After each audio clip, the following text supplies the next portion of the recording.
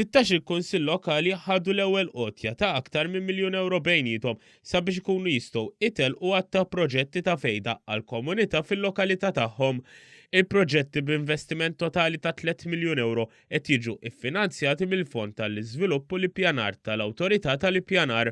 Il-proġetti se jsiru f'bosta lokalitajiet fosthom il-Fgura ħaż-Żebbuġ, Taxbix, Lisla, Ħalqorm, il-Gudja, in-Nadur, il-Bert, il-Birgu, is-Siġġiewi, Bormla, Ħallija u Birkirkara.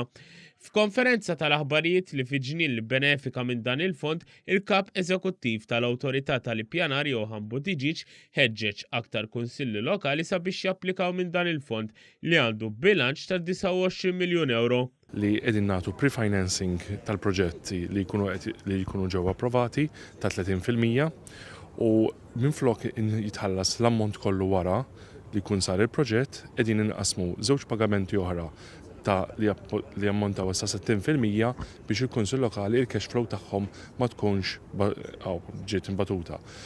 Il-proġett imressaq mill-Kunsill Lokali ta' Santa Venera għat-tisbieħ tal-ġnien Dun George Preka fiż-żona tal-Palazz l-Aħmar ikkwalifika għal aktar minn €300,000 u se jinkludi wkoll outdoor gym.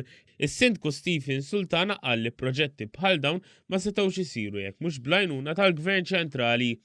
Id-differenza llum għandna proġett li jiswa madwar €300,000 u l-Gvern oġbu jtina l-ammont kollu prattikament ġi self-financed mill-Gvern. U grazzi għalhekk l-istess fondi ħankunu nistgħu nitulizzawhom fuq smoħra li ħajkunu tal-benefiċċju għall-lokalità tagħna. Is-Sindku tal-Ħamrun Christian Samut għall-lokalità tiegħu se tibbenefika għat-tielet darba minn dan il-fond bi proġett ieħor li se jtejjeb il-kwalità tal-ħajja tar-residenti fil-Ħamrun. Ġejna pjazza tal-Kunċizzjoni, pjazza Kappella Muscat, illi llum għandna pjazza oħra li ngawduha tal-ogħla livell. Issa ħankun qegħdin nirranġaw area oħra ġewwa l-Ħamrun triq il-Franġiskani li ħatkun area li ħankun qed nagħmlu refurbishment tagħha, tisbieħ ta' bankini, fanali, bankijiet, xi ħaġa sabiħa li nippruvaw illi kull area tal-Ħamrun nsebħuha u nagħmlu aħjar milli llum il-ġurnata.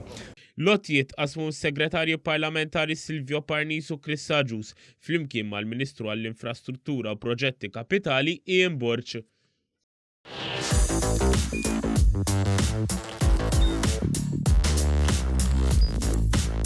Idħol fuq one.com.mt u hemmhekk tista' tara l-programmi kollha li jxandru fuq One permezz ta' One Play.